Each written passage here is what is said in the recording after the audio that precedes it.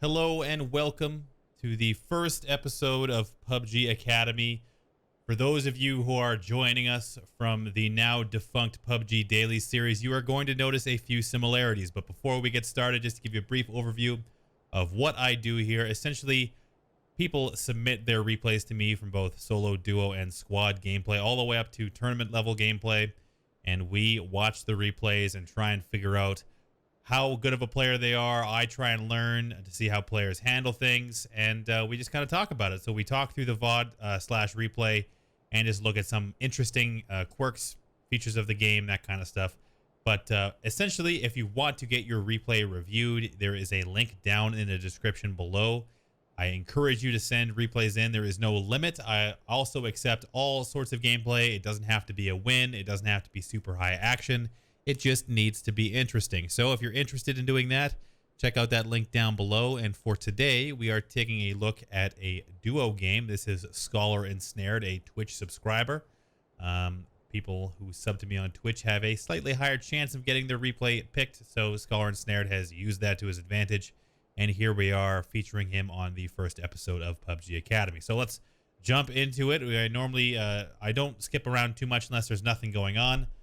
These have been vetted by a highly skilled professional who reviews all these replays, so this should be a good game. So without further ado, let's get started. All right, looks like we are choosing Pecado. Bit of a high-risk drop. Pecado's good for duos if you land together. It's always important when landing in a high-risk area to try and stay together as best you can. And it looks like these two are going to be able to do that. We don't actually have nameplates still in this most recent update. We do have X-Ray. We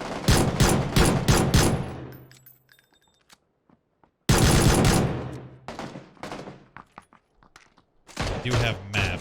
So we will see that it is Bearcut 777 and Scholar Ensnared are on the same team.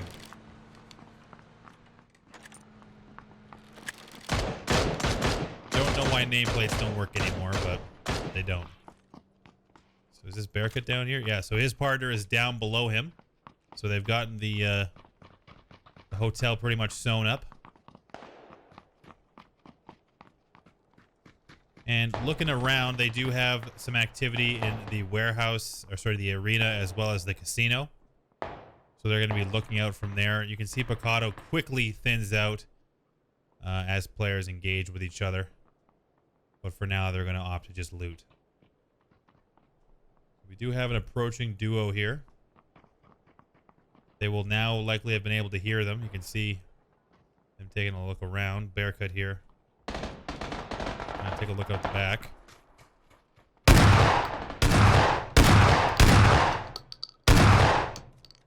Going for the long-range S12 shots. You have to be mindful about how much information you put out into the map, because now all he's done is drawn attention to the fact that there are people in the hotel and they don't have an AR yet. But the people in he was shooting at still have to deal with the last guy standing in the arena, which they have nearly done. Oh, he's going for it over there. Ooh, not quite.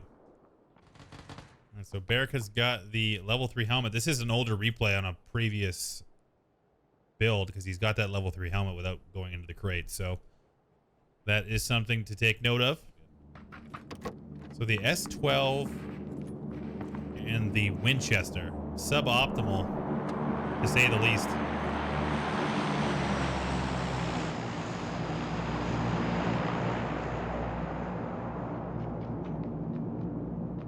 And Scholar is still using the crossbow and the micro Uzi. So loot not super great for these guys out of the gate. We're going to speed it up a little bit. Some pressure now coming onto the hotel. Nothing he can really do with this.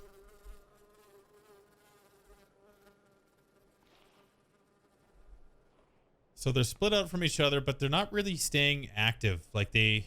Oh, he's getting pressed now, so he's going to need to call for help.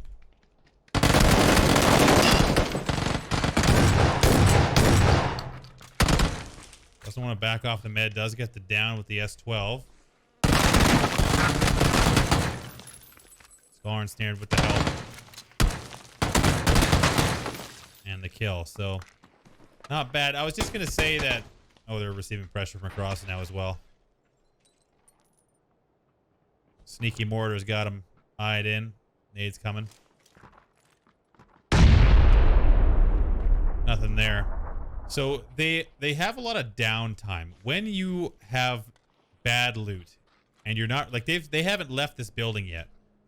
So it's not the worst thing ever. They're gonna have to trade out a bunch of their loot.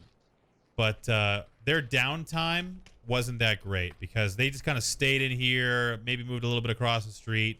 Their gear wasn't improving. They weren't netting any kills. They were just kind of chilling. That's a little bit of a waste of time in the early game. You don't have to be super active all the time, but try and be increasing your gear or clearing up Pecado because they just kind of chilled in the hotel this entire time, and they've got these 2 kills, so that should help them out.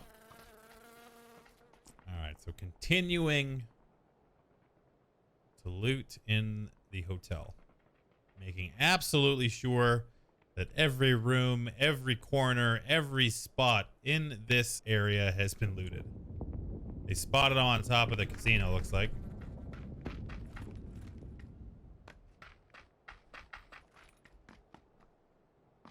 At 2 there. Nice.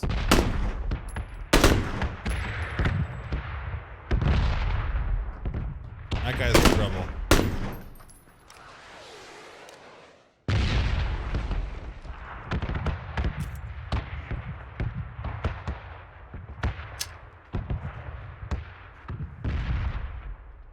All right, so if there's a down, they gotta push this. But whatever, not a big deal. I would be pushing this right now. They're wasting time. Like, they know where you are right now. So holding the spot in the casino right now is only inviting other players that may be waiting elsewhere to kind of push up on your position and make life hard for you. What? Oh, okay, so he might have saw him in the window there. Yeah, so again, just use your advantages when they're presented. Right now, these guys have a 2v1 advantage as far as they know, but they're just not willing to jump out of the casino, or the hotel, rather.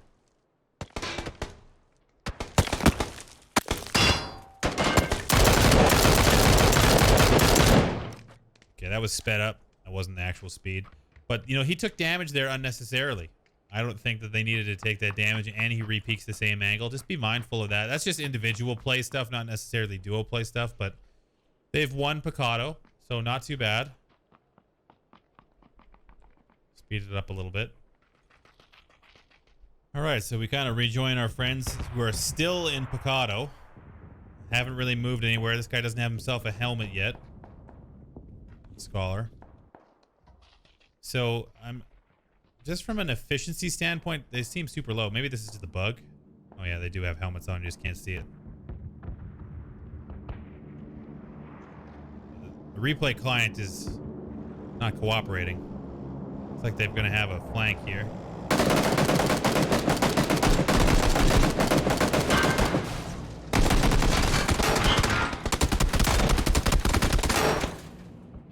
Wow. Bearcut really messed that one up. Scholar and Snared really bailed him out. That could have very easily been a wipe. He was killed, luckily, before finishing off Bearcut, but he had a straight-on shot there and wasn't able to land anything. He was just kind of spraying out of control.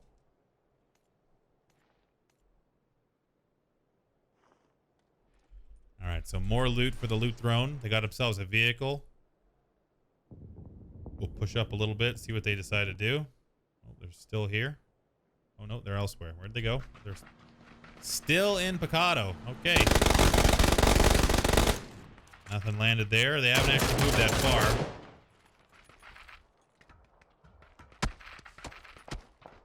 Now receiving fire.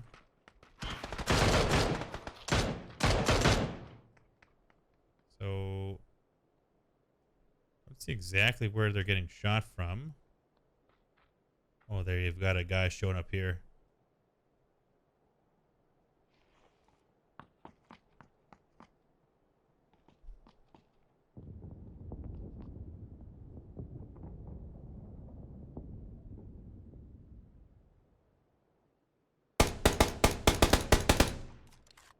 Tragics, none. Trying to put pressure. Like, Pecado is now coming out. So, another thing with Pecado, that if you're going to stay here this long, now you're going to have map pressure coming your way. So you can see that Semtex and Tragics have both come into Pecado. They're going to have 2 other teams, potentially 3, coming their way. And they have this weird kind of transition to make up into the area around the power grid. So it's not going to be super easy for them, but they're getting, like, this is an aggressive team. They're pushing them straight on.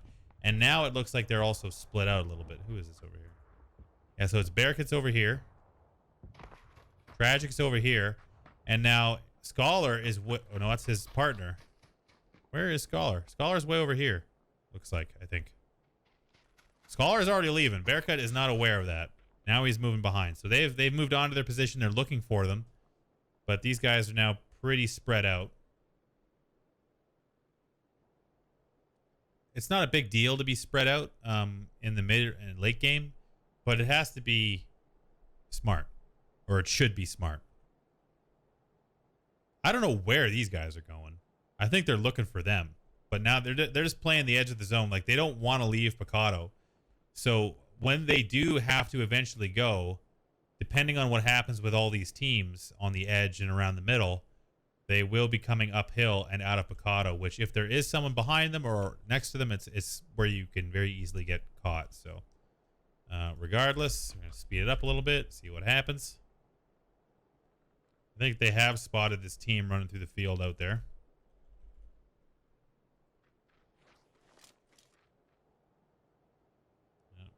Should have seen him by now.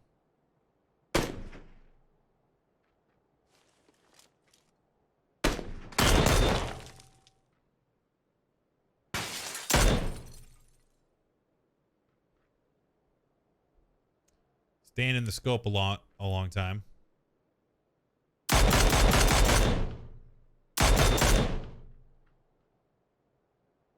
right. So they're both holding the same angle. This guy's not really paying much attention. He's just kind of whatever. He can see the guy at the rock, but he's not seeing him. There we go. Nice shots. This guy's pushed all the way up. So this is a good example, these two guys, as to why you can't split out. Now, he's down at the rock. Circle's coming. He can't get into the zone without crawling out of cover, so he's basically dead. They can hear him below him. This guy's just going super aggro. Okay, one other thing. I'll back it up a little bit. You see how they're set up right here? This guy runs up the middle. They've crossfired themselves. Like, it's not that big a deal on PUBG. Did he take any damage? No. Did he take any damage? No. All right, but you know, if you're not careful, if you take a little, if he walks up backwards and shoots you, and this guy shoots as well, he could very easily kill his teammate. So just set up a stagger. If you're gonna watch a staircase, just one sit here type of thing, or just don't shoot each other if you can, if possible. All right. So now they have not a hard shift, but a pretty big distance to cover. Look at all this map pressure happening here. This is what I was talking about. So now they're going to be running this way into the zone. Like, this is the easiest way, like either this way or otherwise. This is how you, like, you should anticipate this map pressure, because you have Leonis, Chumacera, La Bandita, the mines, all of these places. Look at all this migration happening. This is how people die. People die on rotations. This is what is referred to as a rotation phase, when you are no longer safe in the current zone and have to get to the new one. Look at all these teams. And look at all the action that happens with these teams. See, these guys are all killing each other on the edge of the circle. These guys are running. And you can see that this fight is probably going to happen. I don't know if there's going to be line of sight here, but you can get into trouble in these stages. So we'll see what happens. There they are.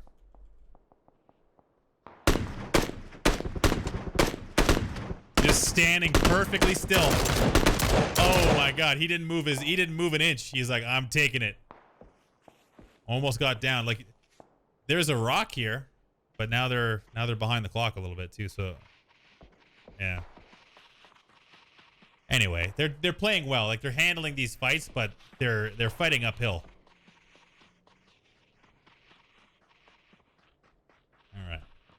So looking at the map, they do have one team at Power Grid. They do have another team at the God buildings.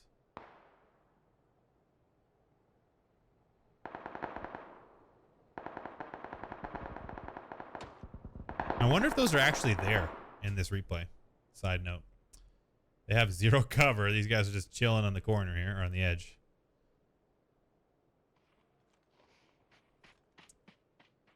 Really close together. There's no need to be here. This is dead time. They're doing nothing right now. So if you're in this instance where you come into the zone fresh, you know there's gunshots, at the very least, run to this rock. This is on the way to where you need to be. It's solid cover. But they're running the other way. It looks like they're running towards Power Grid.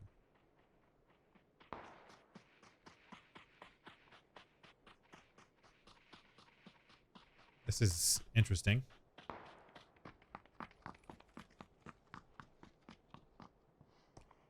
I think they just think it's covered. They might be wanting to come along this hills. Maybe just kind of come in this way, which is fine, I think. Uh-oh. You can hear them. They must be able to. Oh, they can hear him too. Nice looking nade. Scatters him. Ooh, there you go. Was that a double kill? That was too. Nice nade. And he saves his teammate again too.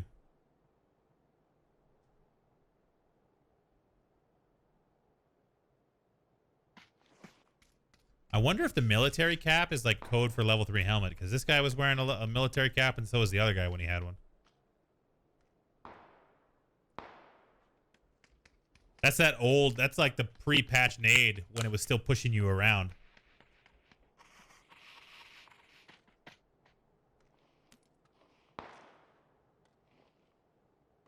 Yeah, dude, it is a helmet. Huh. Level 3 helmets apparently looks like mil caps in this build.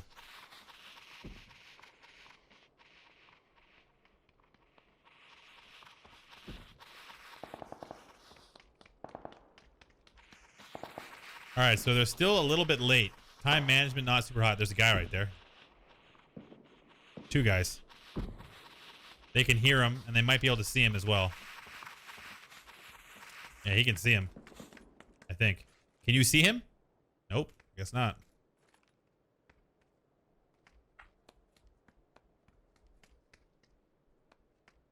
You have to be able to see that guy. Hello?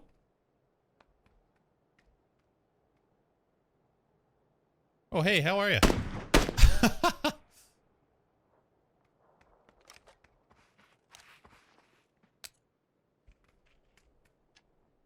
Well, that nade's gonna get him.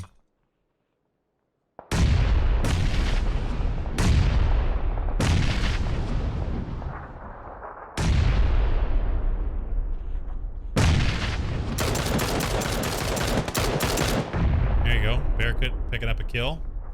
Taking lots of damage. Bearcat is like he's hitting some shots, but he's taking damage nonstop. He's been down like 2 or 3 times this game as well. All right, so now we're in like a 2v1 situation. Still out of the zone. Oh, there's a map. Something's changed in the map here, I think. Maybe that's why it looks so. Maybe you couldn't see him.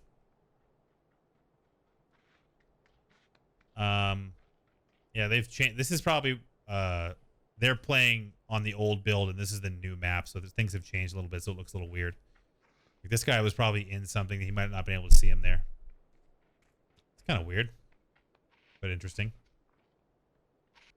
All right, so they have a team basically right on top of them over here. Emerging from the sands like monsters. They're getting shot from across the way. That's Fierce is putting pressure on them. Well, they're getting flanked. Oh, my God. Oh, my word.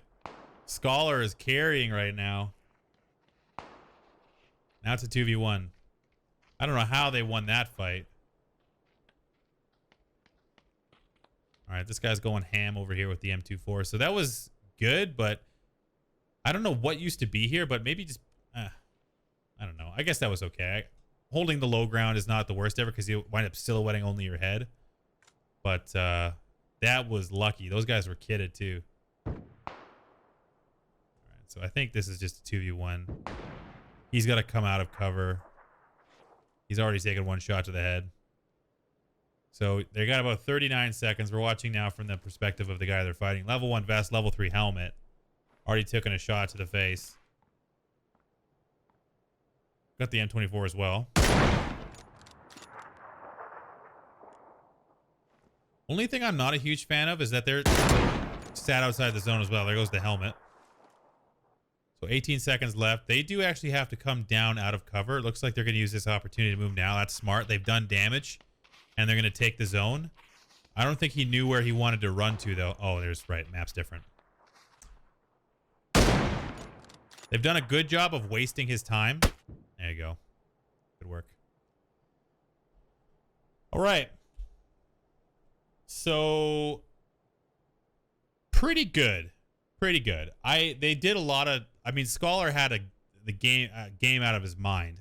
Like he did very well. I don't know how many kills he wound up with. Where are you? 1, 2, 3, 4, 5, 6, 7, 8, 9, 10 kills. So that's a pretty good game. Bearcat, I think, did not quite get as many. He had 3. So yeah, so it was a bit one-sided on the team aspect, but that's not a big deal. It's a team game. I think that they spent a lot of time in Pecado. They're a little passive in the beginning. But overall, I think luck played a factor. I don't say that very often, but luck did play a factor. They won some trades. I mean, that van shenanigans in Pecado, that was very nearly a game over, at least for Bearcat. A couple of issues with time management as well, being a little faster to the zone. I think they were a little bit tunnel visioning on loot, but overall, Scholar was hitting the shots. And really just their team dynamics, just like how they treat each other from like spacing and that kind of stuff could use some work.